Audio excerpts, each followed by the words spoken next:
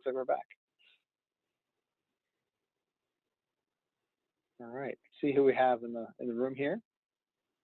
Okay, Kareem's still here, Christian's still here, and Matthias, is that correct? Yes, Matthias. Matthias, thank you, Matthias. You know, the most important word in the English language is the other person's first name. So thanks. Feel free to correct me again if I mispronounce. Okay, well, welcome. So, so yeah, it looks like we got that question. What were your duties and what did you get really good at? Anyone want to volunteer for going first and talking about their duties and what they got good at? So I was a Marine in the infantry. My MOS was anti-tank missile man or missile gunner. And primary duties were, you know, obviously every Marine's a basic rifleman. And then my primary weapon system was the Saber system. So we had to be really good at handling the missiles there, which obviously are explosives. So we had to take good care in handling that. And then the secondary weapon we always had was our machine gun. For me, it was a 240 Bravo. So a lot of that was really being able to follow directions from the team leaders when I was the gunner. And then eventually I was promoted to team leader. And after that, I was promoted to a platoon sergeant. So my duties were anywhere from actually operating the weapon system to actually running the whole gun line for a whole platoon. Yeah, so you got promoted. So what was the thing that you were so good at that got you the attention for promotion and just standing out?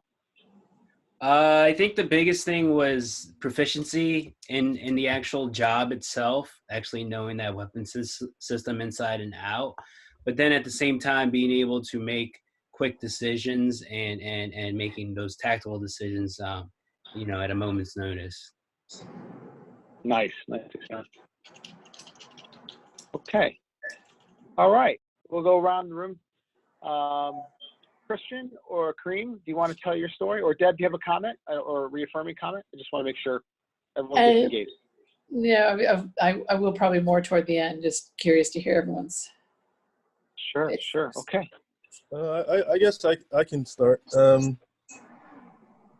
Yeah. So one thing for me was in the Army we have a thing is called the NCO Creed, and there's a line in that says strive to remain tactically and technically proficient. And so for me, a story. My second time in Afghanistan, I was only a Sergeant E5, and typically to run a squad, and a squad in the Army consists of anywhere between 10 and 13 soldiers. And so that's usually run by a staff sergeant who's an E6. I was only an E5. Within my company, we had numerous E6s, but because my commander thought that I was the most technically proficient, I led a squad as an E5, which is unheard of in Afghanistan when there's other E6s in the organ. And so I think for me, just being able to remain with that proficiency, like map reading was my thing. I knew how to navigate. I took everything serious, especially when it was getting from point A to point B, because that's when bad things happen in Afghanistan, moving throughout the theater. So I took moving seriously. And so I think that's what made me stand out apart, was just remaining proficient in map reading and land nav and knowing our TTPs, our technical and tactical procedures, the inside out.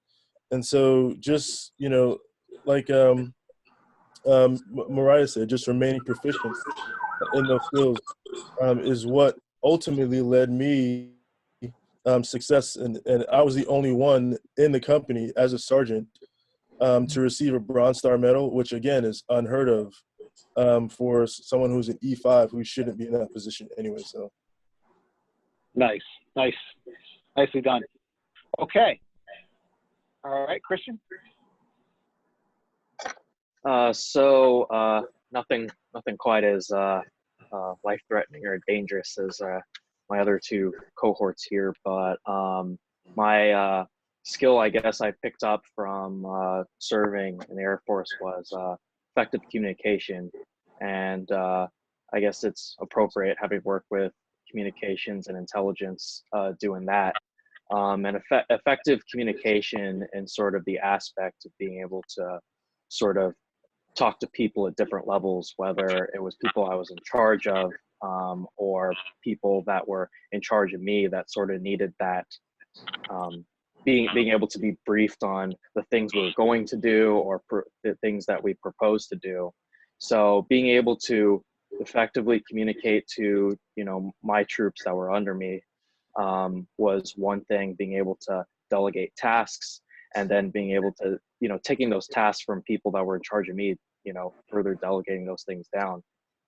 So being able to communicate with my leaders in sort of effective way, saying what we needed in terms of resources or permissions to do certain things, to be able to carry out the tasks that, you know, their leaders had brought down, and then, you know, in a sort of off-duty sense, taking care of my guys, whether it's like making sure, like, you know, if they came into work, say, like, you know, if they look like they're having some kind of problem, like they're late or something, you know, it's one thing to be able to communicate discipline, but another thing to be able to go onto like a personal level, like maybe, you know, it goes deeper than that, and sort of being able to communicate in a lot of different facets, I realized was something important, and something that, when done ineffectively with certain, you know, leaders that I had, was able to take those experiences and to spin it into my own, and, you know, learn from those mistakes that I'd been, you know, subjected to, but sort of be able to, you know, bring into a more positive way to not make those same mistakes. And, you know, hopefully that was something that was communicated again to my own guys, leaders, and that sort of thing. No, nicely stated. Christian, just real quick, follow-up question is, you know, out of all the things that you experienced and you learned, what did you get really good at you know you want to take with you for the rest of your life? Oh, sorry, it kind of cut out like the last like few words there. Yeah. So what are the few things that you took from the experience that you're going to take with you for the rest of your life that you got really good at, and that kind of define, you know, how you operate and what you did? Like, what are some of the tasks and some of the things that you did? So a lot of the tasks that I had to deal with was, again, working communications and intel, was taking a lot of sort of data and information we were given by other people, and being able to work with a team of people that had different specialties, being able to be self-sufficient, and being able to sort of, again, have the integrity to realize when I don't have the capability to reach out to my guys, whether it was other people that I'd worked with previously or currently work with, and being able to bring our heads together and solve different problems. So being able to coordinate and communicate those sort of strengths and weaknesses was something that I'll be able to take forward in the future. No, nicely stated. And I think it came out of all your stories, by the way. Deb, I'll pass to you in a second. Just one last comment is that, you know, I think we take for granted that as military or veterans, the steps that we learn to take, there's data analysis, gathering information, that's work. Doing the analysis of information, that's more work. Be able to synthesize it and influence others, and having the humility to know your blind spots and bring people together and lead. To have that, you know, that level of rigor and discipline and structure, a cream story, you know, or the technical tactical proficiency, it goes across your stories. It comes out, but you have to tell it in a story like you three of you just did, in a way that anyone can understand. So I just want to affirm that what you have all stated is really valued by employers, much so, and they don't hear it from people your age very often in the interview process. I don't know, Debbie, you want to add any comment or maybe some additions to that? Yeah, no, exactly right. And I was, you know, because I'm just I'm on meetings all the time, so I'm always taking notes. And as I was writing down from each of you, it's like, okay, you make this easy, right? You've all got these skills that are not necessarily, that a lot of people don't have. Good communication. I can tell you how many sessions I've sat in on how to communicate with clarity. When we're hiring people, we are really focused on verbal, written communications. And, and also learning from your mistakes and seeing that as an opportunity for lessons learned and to turn it into something positive. Huge. The ability to, I was talking last night about someone that I might hire in Australia, and the fact that he was, once someone was provided some constructive feedback, he actioned it. He didn't push it away, which I experienced as well. But being a team leader and being promoted, being an E5 and taking on a role that others would, that no one's had at your level, and when there were other people available, huge, right? The communication, learning from mistakes, team lead, promotion. You have, between the three of you, you have so many points that you can really expand on in an interview. And I would always suggest having examples instead of saying, I'm good at, but you use the example that then explains and demonstrates these different skills and competencies. Because as Pat's saying as well, a lot of people don't have these, and you have them and they're embedded. They're not even something you're necessarily just new to and working on. They're something that you've been demonstrating and doing for a number of years. And I think it's super valuable. Oh, no, thank you. I couldn't agree more. Yeah, I started this from the last gathering we had, the last breakout, the first breakout. And I was asking you all three to write this down. That's the acronym STAR, STAR.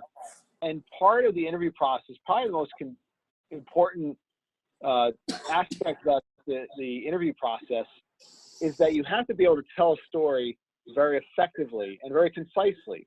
And the way I teach people, and that was taught to me, and this is all universal across industries, is telling the story using the STAR method. Is first you talk about the situation, then you talk about the tasks that you took, the tasks that others around you took, or needed to take, and then the actions that people actually took from the tasks that you identified, and what were the results.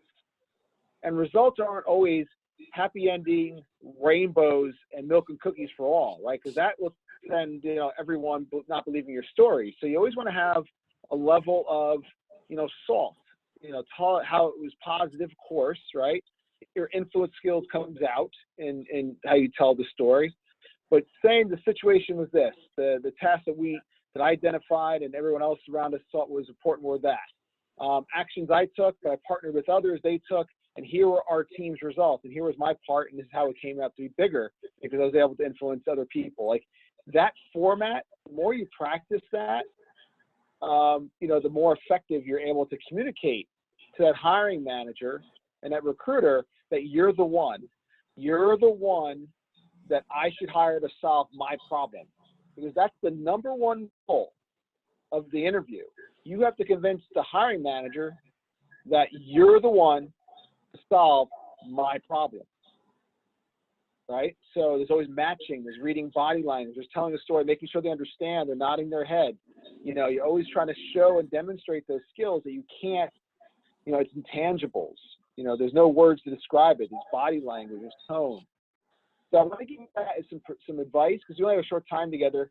And I don't know, Deb, if you agree, disagree, if you want to build upon it. But, I want to make sure as veterans, I think we struggle a lot with our translation and how do we tell stories. Deb? No, I would agree. And that's why I was saying, bringing examples will help demonstrate these different skills that you have that are really valued. Sometimes it's really hard to, if we just talk about, I'm a good communicator, I communicate well. But then when you were describing as well, Kristen, that this is both with your team and with leaders, communicating up, communicating, I don't want to say down, but, with your colleagues and peers. These are different skills. So this is a more complex set of communication skills that you have. And those examples will communicate that to the hiring manager. And they're really valued. I can't stress enough that what you all have mentioned as strengths are highly valued. I'm interviewing people all the time, and these are things that I look for in junior and senior roles.